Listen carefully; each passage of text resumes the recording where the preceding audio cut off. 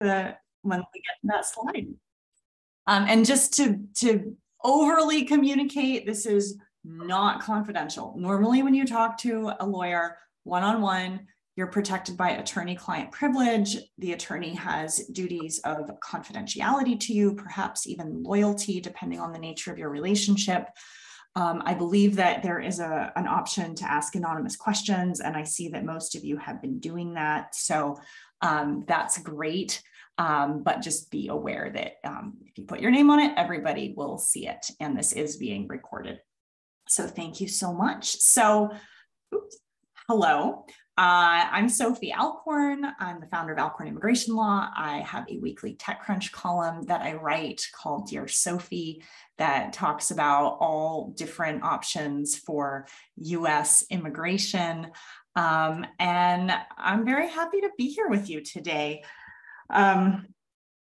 I guess what's new in my life is my dad, who is an immigration lawyer. I just got this canvas print of him. This was him in the country of Ghana in West Africa in 2007, riding a motorcycle. And I just really like that spirit that still lives on. So I've been celebrating his life, and that it, helped inspire me to start Alcorn Immigration Law, and that it brings all of us together today. So that's where I'm at. As we go into your questions, I want to share a little bit of background in case you're new to Alcorn and what we stand for. We really want to help people who are changing the world.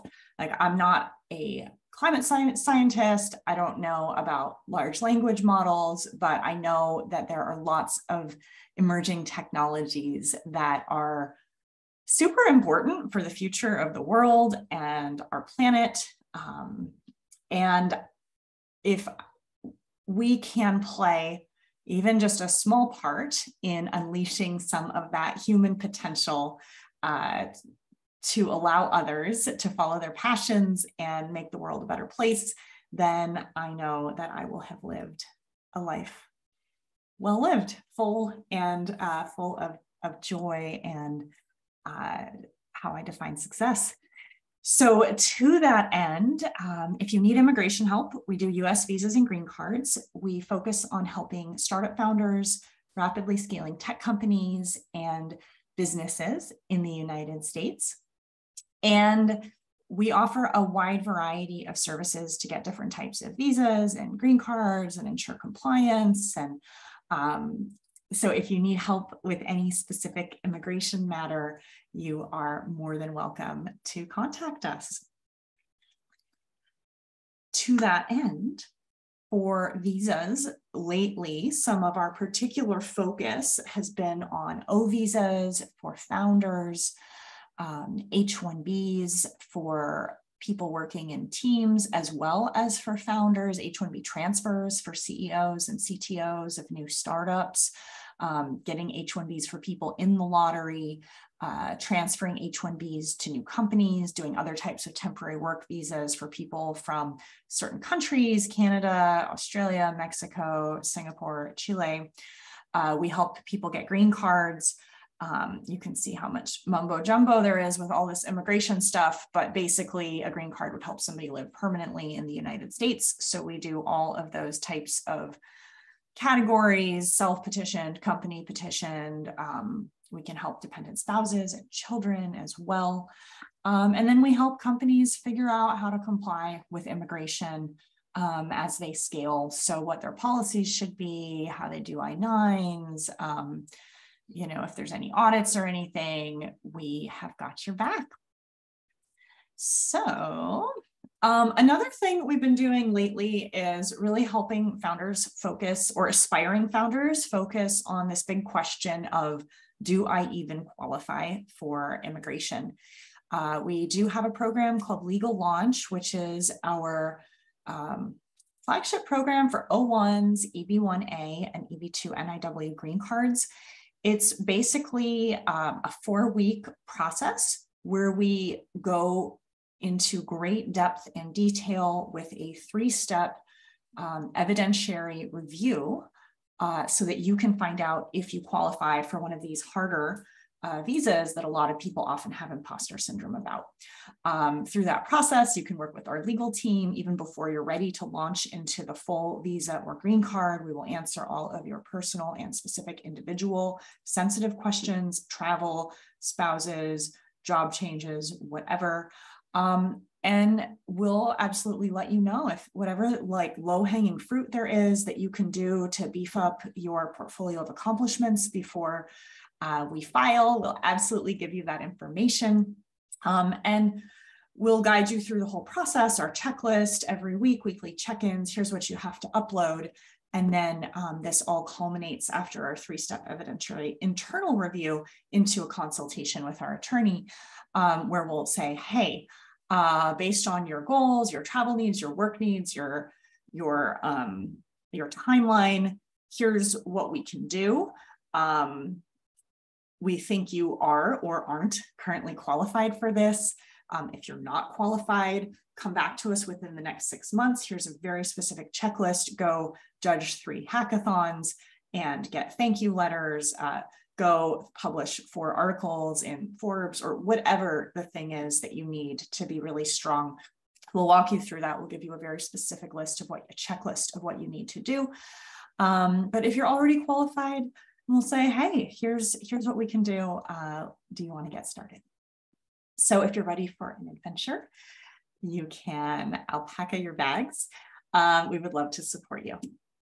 Okay, with that, here we are at our first Alcorn AMA, and I see the questions coming in.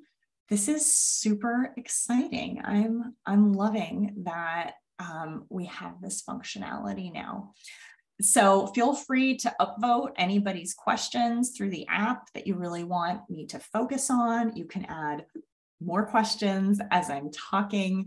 If you've been to some of our other webinars, you know that I can talk for like 3 hours without stopping and give you a whole outline of US immigration law, which is like 300 pages of laws. But this is different. I'm just going to answer questions and try to fill you in on whatever background knowledge is necessary to understand the answer. So let's just do it.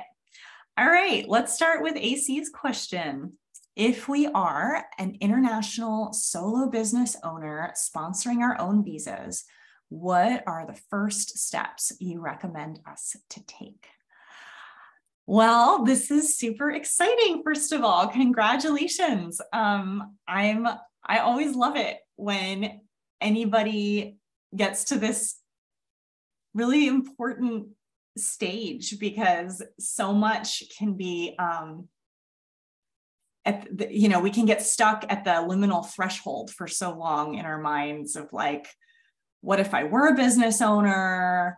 I don't like people who are business owners. That would never be me. And you like keep circling around and around until you're like, oh, maybe I keep thinking about it because I want it. And then you're like, but what if I can't have it? And then that's really scary.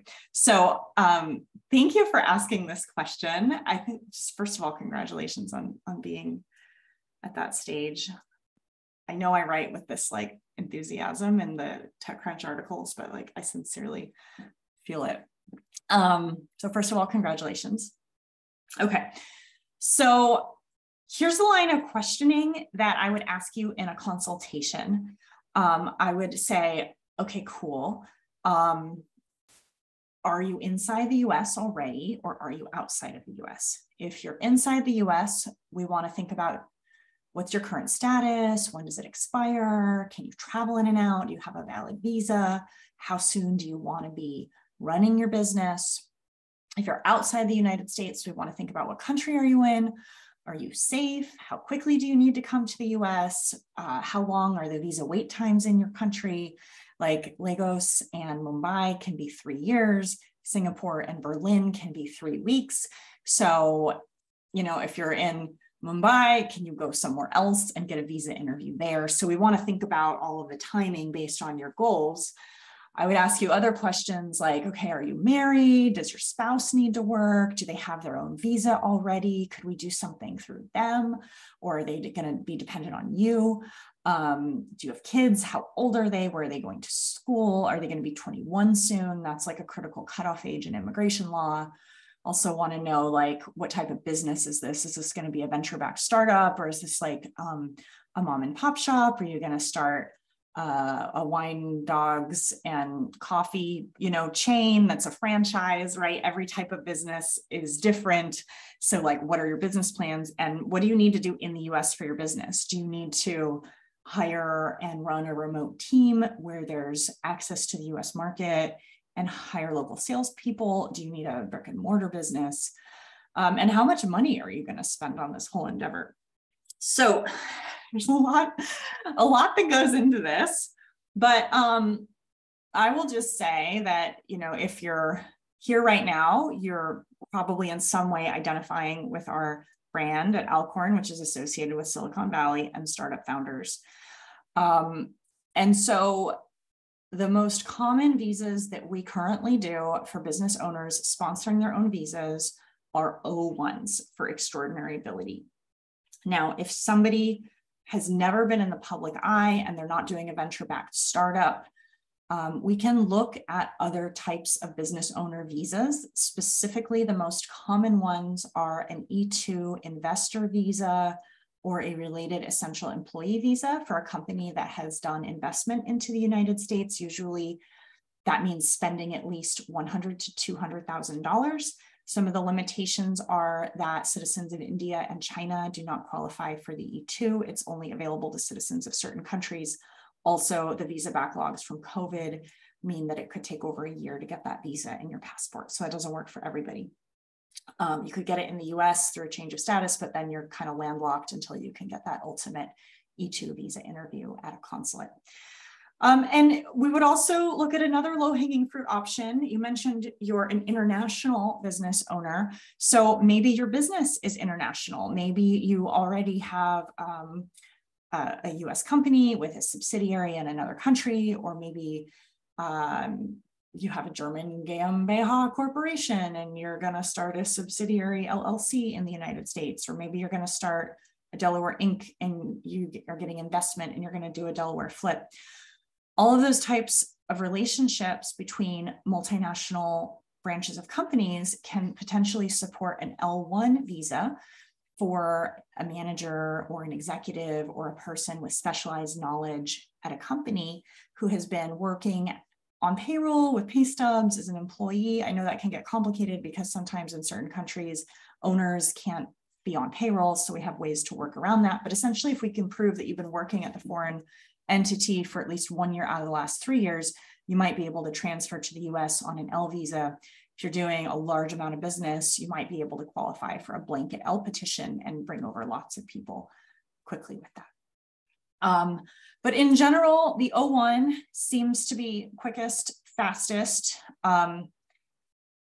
People freak out about it because they're not Albert Einstein or Elon Musk or Melania Trump or something, but we get lots of O1s for normal people.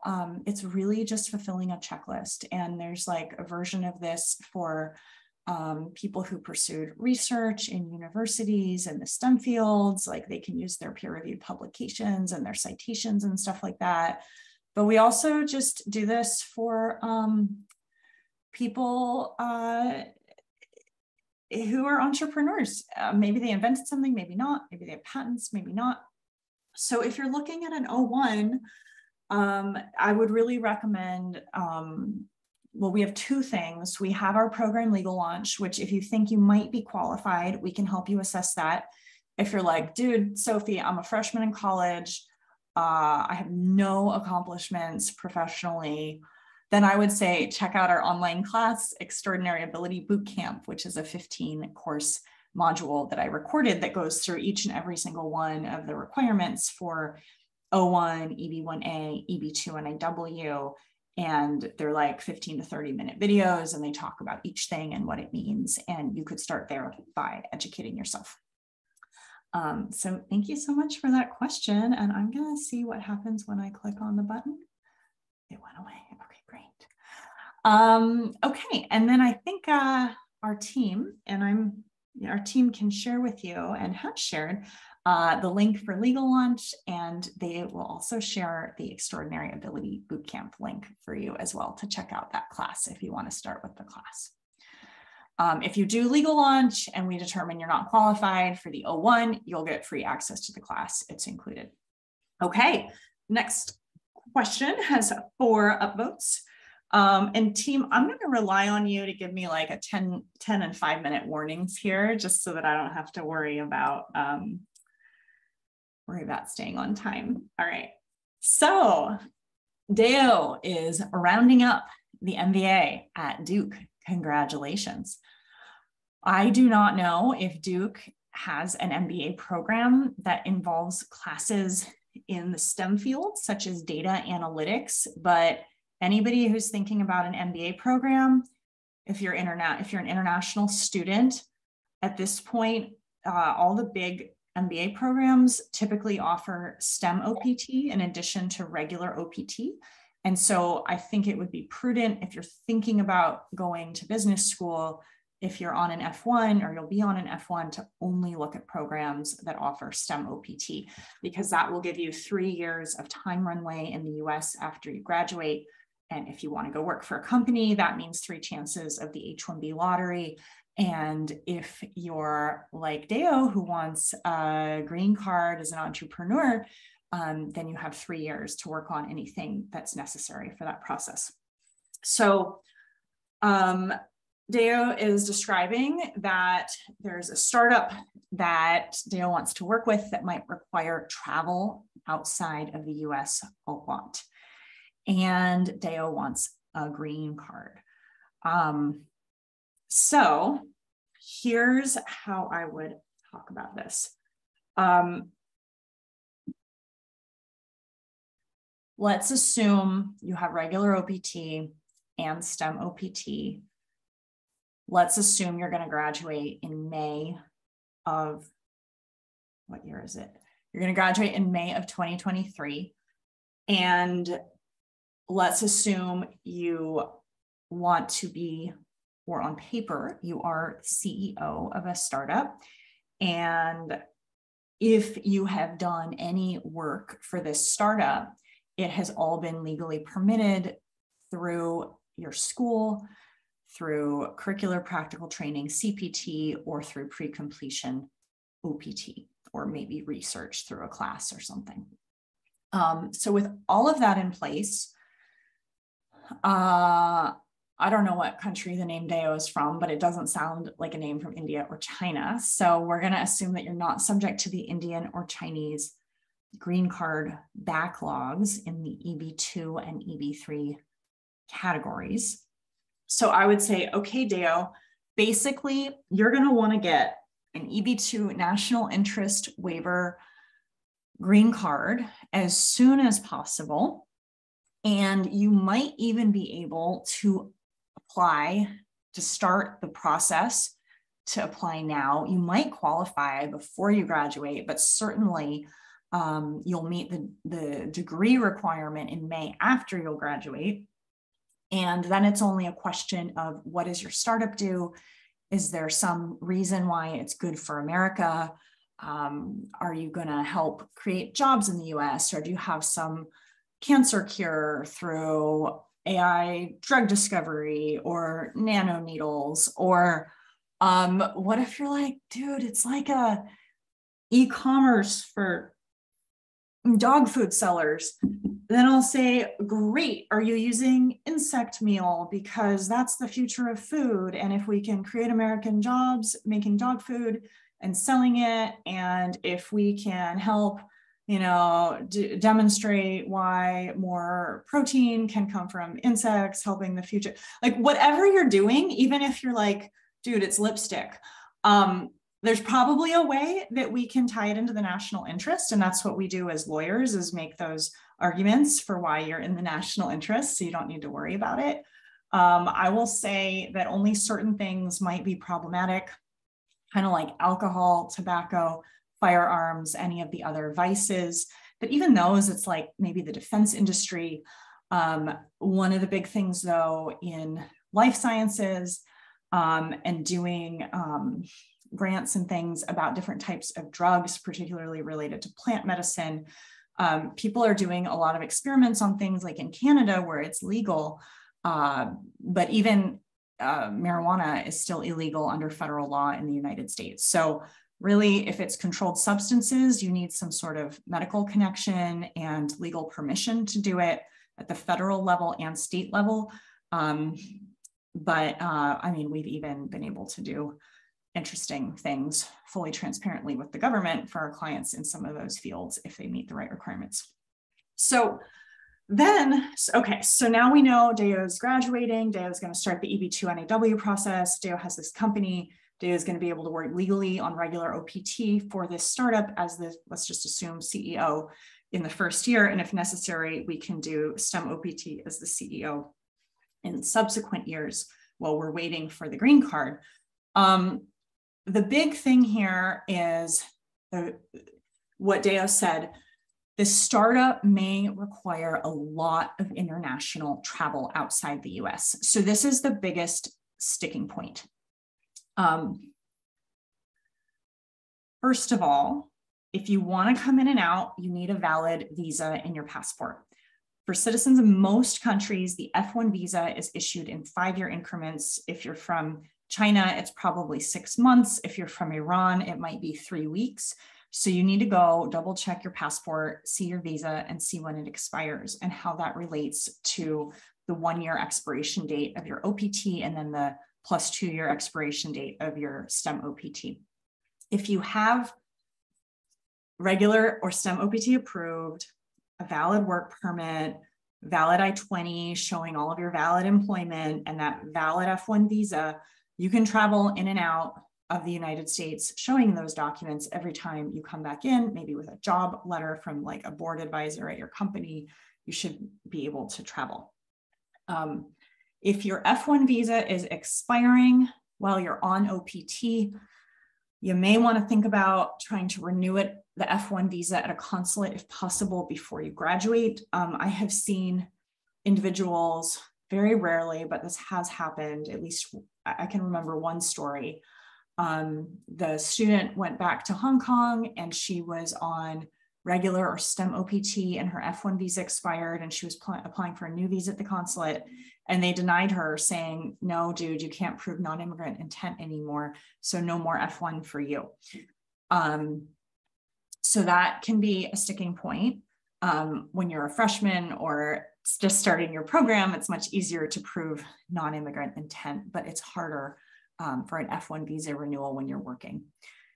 And so then let's assume you have the valid F1 visa and everything's great and you have OPT and you want to start the green card now because let's pretend Deo was born in Brazil. For a Brazilian or basically non-India China citizen, it's probably going to take 2 to 3 years to get an EB2 NIW green card. There's the I-140 petition about why you're in the national interest. There's the I-485 adjustment of status application. When you file, and you can usually file both of those at the same time. Whenever you file the I-485, that starts the clock because at that time, you're also able to file your work permit through the green card, another I-765. It's different from your F1 OPT or STEM OPT I-765. And when you're filing an adjustment of status application, the old-fashioned thinking on this was you're like, hey, I'm in the US. I want to adjust from being a non-immigrant to being an immigrant. And in the good old days, when it took 3 months to do that process, you were saying, I'm in the US and I'm not going to leave and I want to get a green card while I'm in the US. So basically you're committing to staying in the US whenever you file an I-485. But because processing times have ballooned and it can be 9 months, 12 months, 18 months, 24 months, whatever, probably more like 12 to 18 months right now. At some point over the last 15 years, the government was like, oh, dude, all these people are stuck. So we're going to make special rules for people with H visas. But we're also going to allow people with I-485s to apply for something called advanced parole, which is in advance, before I leave the country, do you promise to parole me back in on my return from foreign travel? So you have to have an advanced parole if you're doing an adjustment of status from F1 to EB2 NIW, and you leave the country without advance parole, you're going to abandon your I-485. So you have to have the advance parole approved before you come back in. And the advance parole can take 4 to 6 months. So that means you're going to be landlocked for 4 to 6 months in the US after you file your I-485. So now you can feel free to contact us for consultation, but essentially your best bet, if you are a second-year MBA student now, even if you don't have a master's degree yet, maybe there's other ways we can qualify you for the EB2 part of the EB2 NIW without the master's degree. You might be better off filing, if you can qualify, filing the EB2 NIW petition and the I-485 right now, so that by the time you graduate, you have that advance parole hopefully already quickly on its way. And then when you're ready to work full time, you can have permission in the bag to travel in and out already. If you wait until after you graduate to start the EB2 NIW and I-485 process, it means that you're going to be stuck in the United States until the end of 2023, and you're not going to be able to travel internationally for your startup. So thank you for that question, and I hope I covered it thoroughly. All right, next up, we have a question from somebody from Kenya who is a permanent resident in the country of Canada, living there right now. And this person is interested in working at a startup and might have an offer to be in the C-suite there as the COO. And they might have the opportunity to be a trailing spouse. Their husband or wife might be coming to the United States, either as an international student on an F1 or as an H-1B holder. And therefore, this individual who wants to be the COO at the startup would have the opportunity to come on an F2 dependent visa or an H4 dependent visa. Okay, so if you're in the US on an F2 or H4, initially you are not going to be work authorized, and you should not hold a C-suite position such as COO at a US startup. You need a non-immigrant status that allows you your own work authorization, either directly, such as an O1 for extraordinary ability, or an H-1B as an employee of this startup, or you need a work permit or work authorization through your spouse's status. So things you could look at as a couple, and with this company, if your spouse gets a job, then they would have to go through the green card process for you to get a work permit on H4. So I would recommend that you either look at your startup in the US putting you in the March 2023 H-1B lottery to try to get your own H-1B starting in October of 2023 and then move. Or you could have that startup, it's like $25K, sponsor you for a CAP exempt H-1B. You would have to spend some time teaching college students through a nonprofit about stuff at your startup to qualify. But you could get an H-1B without the lottery sooner. If your spouse can get an E, well, not an E, if your spouse can transfer through an L visa, then you would become work authorized as an L2 spouse. And then I would also need to ask anybody with permanent residence in Canada, how long until you can apply for your Canadian citizenship? Because Canadian citizens can get other types of work visas in the US, such as the E2 treaty investor visa, E2 essential employee visas. There's a special process for Canadians to get Ls at the border much more easily. And there's a special work visa for Canadian citizens called a TN. So those would be options for you to consider. Thank you so much for that question. All right.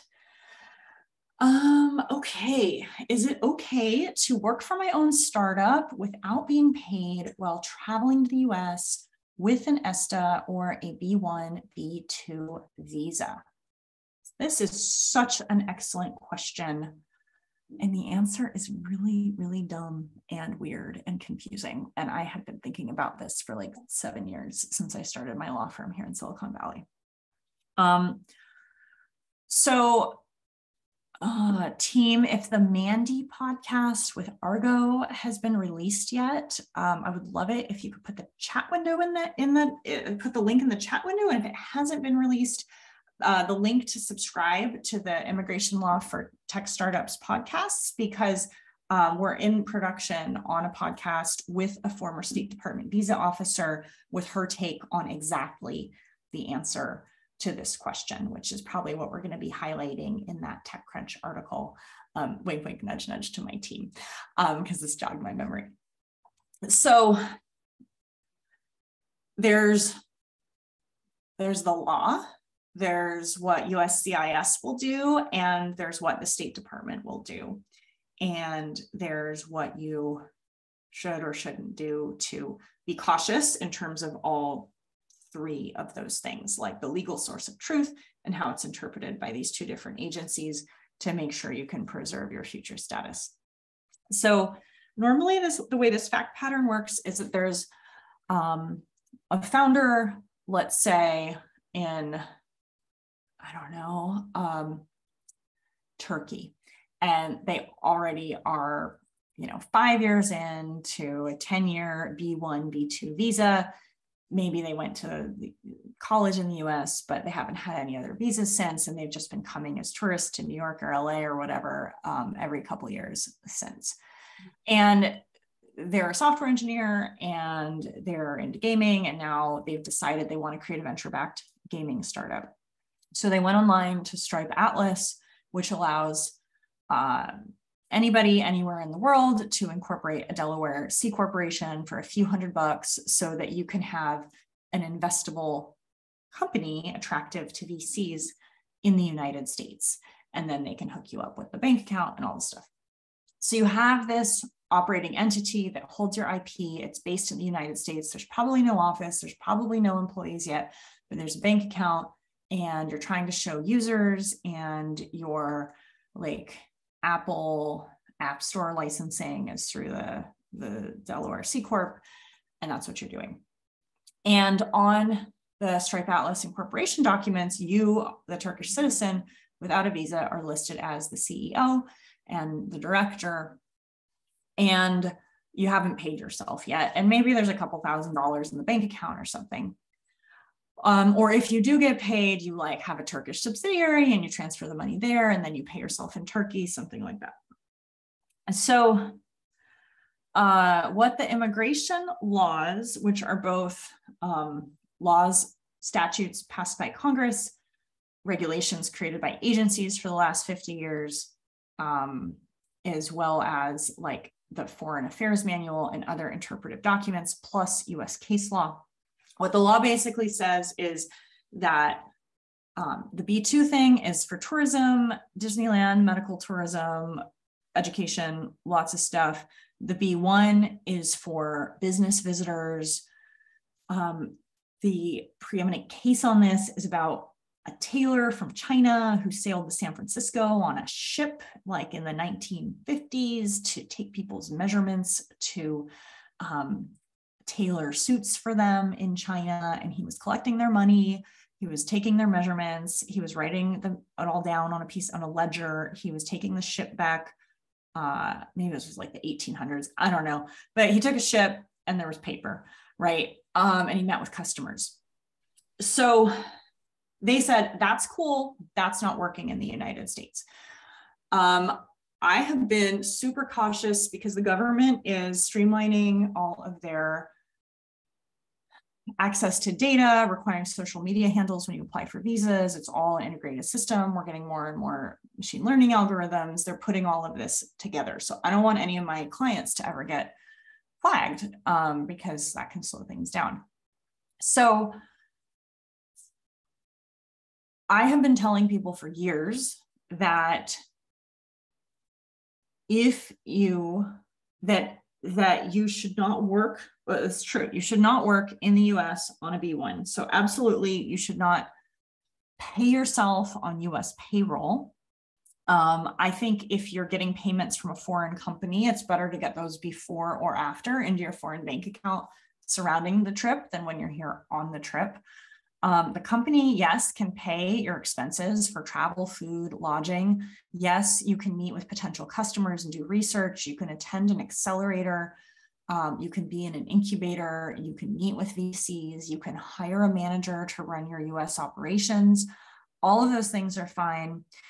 But the thing comes at the airport and for your visa interview, what you say. And if you're at the airport and you're talking to the CBP officer or at the border in Canada, and you say, yeah, I'm the CEO of an American company and I'm coming here to work on my startup, obviously you're not going to be let in.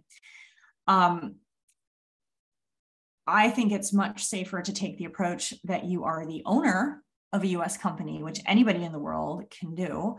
And you're coming here for education, customer discovery, and negotiations with potential new clients or VCs. Now, the interesting twist on all of this was, and you'll hear it in the podcast with Mandy when it airs, she was talking about how she runs a consular prep startup called Argo, where you can do a mock interview with a retired State Department officer before or after you have a visa appointment, a visa interview for stamping. And she was saying that the consular officers don't want to talk to lawyers. They don't want to read papers. They just want to have this like very brief human conversation with the person. And they fluidly interpret work or not work. And so I asked her point blank, like, can you be the CEO of a Delaware C Corp and say you're not coming to the US to work? It's just a business trip, but will they interpret it as work anyway? Because the law says X, Y, Z. And you can listen to the podcast, but she basically is like, they'll make that determination based on how they feel. If you say you're working, if you communicate you're working, of course they're going to deny you. If you can communicate and articulate clearly that you're not here to work, they should let you in. So there you have it. That's the answer. Thank you for that wonderful, important question. All right.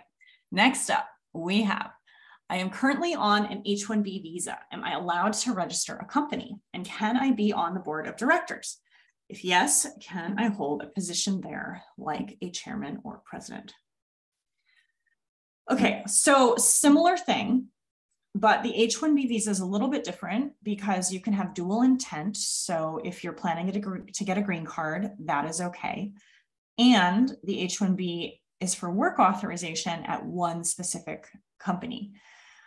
So there's certain activities that H-1B holders might be interested in doing that I think are a little challenging. Like if somebody wants to offer you shares to be an advisor at their startup, I interpret that as like mentorship for compensation, which meets the definition of work in my mind for how I strictly interpret the US immigration laws. And I want to keep all my clients safe. So I take that conservative interpretation. But yeah, I mean, you can own real estate, you can own stocks, you can own companies, you just can't work there. So yes, you are allowed to own a company.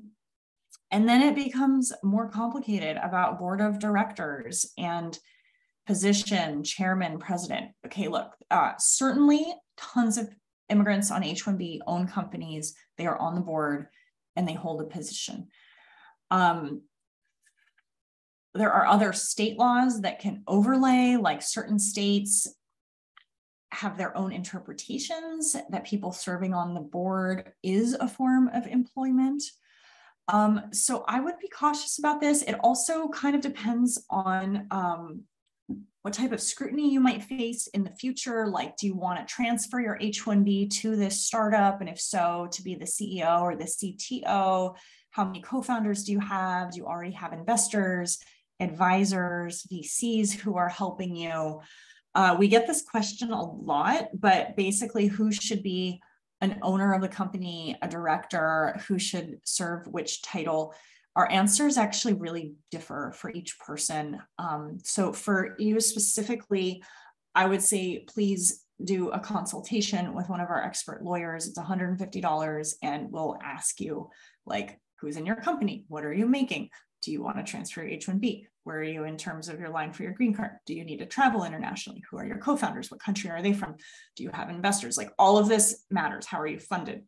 So we will be happy to give you a personalized answer, but I'm glad you're asking the question. I think it is wise to be prudent. Maybe you'll end up on the paperwork as a director, but I tend to be cautious where possible, where you have those options.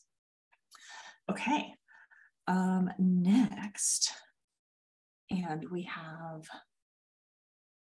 okay, we're gonna do four more, no, we're not. We're gonna do 4 more questions at 2 minutes each. So we're gonna pick up the pace a little bit here because I'm really long-winded because I want everybody to understand everything.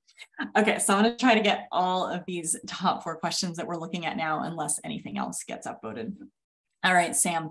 Sam is on H-1B, has an I-140. The current I-797 approval notice for the H-1B expires in March of 2024. Sam wants to know, if I lose my job and had to leave the US, can my future employer just transfer my current I-797? Are there any issues? I know this has been mega important in the news this week with the Twitter layoffs and the Stripe layoffs. Yeah, okay. So if you lose your job, you will have a 60-day grace period to depart the United States, or, and to my team, this is what my TechCrunch article needs to be about next week. You have a 60-day grace period in the United States.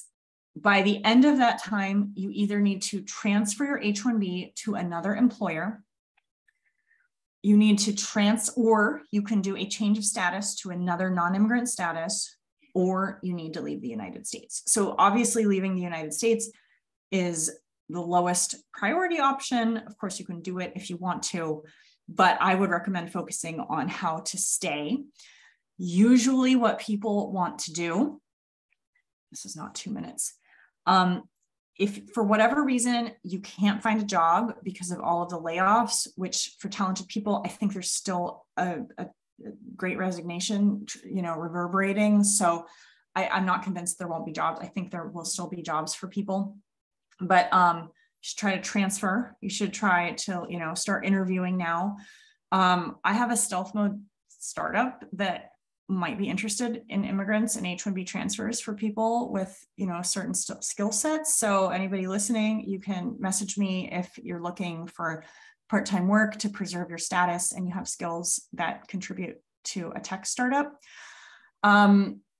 But yeah, if you lose your job and you're outside of the US, yes, your future employer can do a change of employer petition from your current company to their company. If you have a valid H-1B visa in your passport, you show the approval notice, you show your valid visa for the old company, you have a job offer letter, and you come back in on your existing visa with the H-1B. If you don't have an existing visa, you would need to get a new visa in your passport first using the new approval notice and then come back in with that. But my goal would be to keep you here in the country. If people can't find jobs, they end up doing a change of status to B1, B2, or to F1 or something else that buys them time.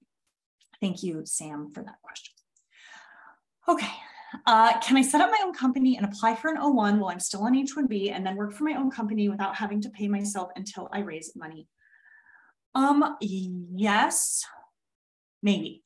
Can you set up your own company and apply for an O1 while on H-1B? Yes. You do not have to work for your own company until the transfer, the change of status from H-1B to O1 is approved. But even then, you can work with an agency to petition your O1, and then you can have an itinerary of services where you can do gig work in addition to W-2 full-time employment for any companies on that itinerary, and the agent can manage it for you when you get new gigs. So look, if anybody's on H-1B and worried about getting laid off from their tech startup and they have some accomplishments, I would also strongly consider looking at doing your own change of status to an O1 with an agent now. And I have resources on that as well in the tech industry if you need help with that. But the point is that you get to state the rate of pay and the manner of compensation in the O1 petition. It can be 1099, It can be W-2, it can be part-time, it can be full-time, it can be for a certain set of numbers, it can be for a range of time. So you need to think about what you want to do, and then we can figure out how to get that in the approval notice. All right. What is the checklist for the O1 visa? Maybe one of our team members can pull something from our website and share that here, and also some of our resources for extraordinary. I think we've already shared our resources for Extraordinary Ability Bootcamp and Legal Launch, but basically there's a eight item checklist. You need 3 out of the 8. We normally recommend having 4 or 5. We usually get at least 4 letters of recommendation to prove these things. We will help you write the letters of recommendation. For startup founders, common things I see them have that work for these criteria are venture capital investment is an award. Getting into like a Y Combinator batch would be an award and an association. Judging hackathons and pitch competitions counts. Writing some articles about your field and getting them published in TechCrunch or Business Insider or for counsel is another one. Having evaluation, showing a large value to your equity is another one. Being a founding team member in the C-suite of the company is another one. So already, if you do those things, you have 6 out of the 8. So there are many ways to do this, and you can mix and match, and you do not need to have all of them. So when you look at that checklist, most people freak out and they're like, oh my God, I can never do this. But really, it's quite simple. We are happy to break it down for you. Okay, I think I can get some more in. Okay. Great. Thank you, Sam, for the follow-up. Yeah, I've been thinking a lot about the second concurrent H-1B lately. And what I'm seeing is people finding, and this was on the TechCrunch Twitter live spaces last week, there's this optionality to have a second concurrent H-1B that potentially has a different end date than the initial H-1B. So if your big tech job lays you off, but you're working for the mom and tech company for 5 or 10 hours a week on the side, then you could fall back on that potentially in the event of a layoff. Some of the things that I would caution you about first in setting that up, and obviously, you know, we could take a look at representing the small company to do your H-1B and counsel you through all of that. But before you go into this, you might just want to have another look at whatever documents you signed to initiate your employment at your current job, because sometimes there's like confidential information and assignment of inventions agreements, and you just want to be very careful that you're not violating any of the terms of your employment with the big tech company by working at the second additional company, or rather either company actually. This is one about budgeting. If we're considering hiring international talent and sponsoring their visas. So we're told it's less than the cost of a recruiter, which is 20 to 25% of the first year's salary. In general, an H-1B from start to finish, it has to be all paid by the company. The beneficiary can't pay unless they're the one who wants premium processing. They can pay for that, which is $2,500, but usually the company pays for the whole thing. The H-1B all in ends up being between $8,000 and $12,000, depending on lots of factors for the government filing fees and how fast you want it to go for various things. But in general, that's what you're looking at all in. Likewise, a green card for one person with perm, an I-140 and an I-485. You know, over the course of many, many years, all of that could be $15,000 to $20,000. If you add on additional family members, it could be a few $1,000s each, but usually it's like flat fee and batched in stages. And the extraordinary ability things tend to be in the $10,000 to $15,000 range as well. So hopefully that can help you with some planning. Now we have a question from an Indian citizen working in New York City with a significant other who is a citizen of the Netherlands. And you guys want to know if there's a way for you to get a green card without an H-1B. Okay. I don't know what the last part is without an H-1B, but I will say that if the two of you get married, you get out of the India green card line and you go into the category for people, assuming your girlfriend was actually born in the Netherlands, You get to go into the other category. So you could look at either one of you doing the EB2 and IW green card, and both of you doing I-485s. And you just have to get married before the I-485s are filed. And then you get to go into the non-India category for EB2 and IW. We have a client where they're both citizens of Canada, and he's from India, and he's of Indian heritage. And they met in Canada, and you know, she's like a very Canadian lady, but it turned out her parents were like missionaries or Peace Corps workers or the equivalent, or like diplomatic staff or something in the 70s or 80s in India. So she was born in India. So they're both in the India time. So, you know, it shakes out in all different ways. Okay. And with our couple minutes remaining, I'm going to try to do this lightning round. What to do first? I need to do a renovation for a B1, B2. Also, the green card lottery is open. What would be the smart thing to do first? I think you mean a reapplication. You should renew your B1, B2 first before putting yourself in the diversity green card lottery, because the B1, B2 is only for people who don't want to be permanent residents. So it's much safer that way. What is the approximate wait time for a British citizen to get a green card through work? It is probably 1.5 to 2.5 years, maybe 3 years, depending on if you're in the United States or in the UK. And what would it cost to self-petition for a green card? We talked about that. And can you provide a summary of the requirements? It depends on which of those EB categories you're going to fall into. Are you stuck in the India or China wait times? And so we really need to get you qualified for an EB1 to make everything go faster. Are you doing something in the national interest, maybe with a master's degree, and we can get you in the EB2 national interest category? Those are the two major options, and we can do that detailed assessment for you in our legal launch program. Oh my gosh, this was so exciting. We did it. So just in closing, and then I'll turn it over to Lex to wrap up any final items, but we're here to help you. Please contact us. Thank you so much for coming to today's webinar. Yeah. Hi, everybody. Thank you so much, Sophie. Yeah, thank you all so much for coming, and stay tuned to your emails. We will be sending the recording of today's webinar out to you all. Grab all of the links that you would like before we sign off today, but we will be sending those in the email as well. And feel free to reach out if we can help you in any other way. Thanks so much for joining us today. See you guys. Take care. Thank you, everybody. Talk to you soon. Bye.